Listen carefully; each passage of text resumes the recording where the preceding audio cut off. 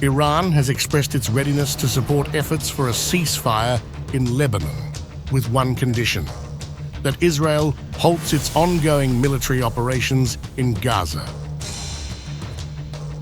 The proposal came during Iranian Foreign Minister Abbas Araghchi's visit to Beirut, marking the first high-level Iranian official visit since the recent Israeli airstrike that killed Hezbollah leader Hassan Nasrallah.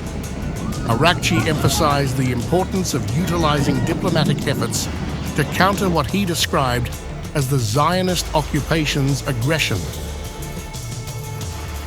While Araghchi met with Lebanese and Hezbollah officials, Israel continued its campaign of targeted airstrikes.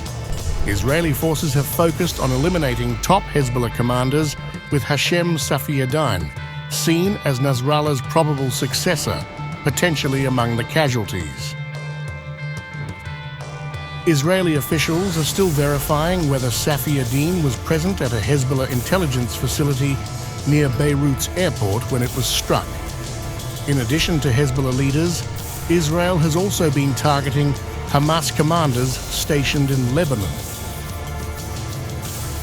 According to reports from Hamas-affiliated media, Saeed Atallah, a commander of Hamas's military wing, Al-Qassam Brigades, was killed in a strike on a Palestinian refugee camp in northern Lebanon. The Israeli military has stated that these operations are aimed at crippling the militant infrastructure of both Hezbollah and Hamas.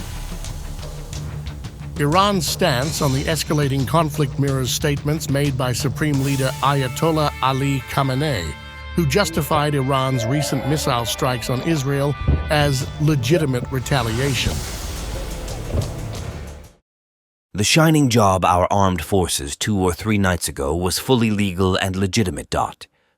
What our armed forces did was the minimum punishment for the usurping Zionist regime's astonishing crimes. The vampire, wolfish regime, America's rabid dog in the region. Beirut's southern suburbs, considered a Hezbollah stronghold, have borne the brunt of Israeli airstrikes. On Sunday, a series of intense Israeli strikes rattled the capital, with loud explosions heard across the city. The Israeli military confirmed that the attacks targeted Hezbollah weapons storage facilities and terrorist infrastructure in the area. Despite Israeli efforts to minimize civilian casualties by issuing warnings before the strikes, the situation on the ground remains dire.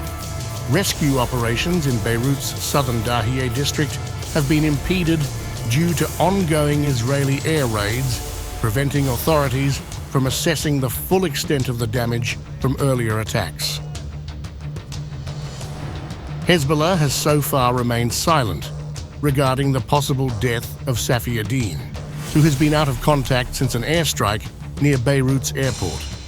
His death, if confirmed, would mark another major setback for the group, which has already seen significant leadership losses in recent Israeli strikes.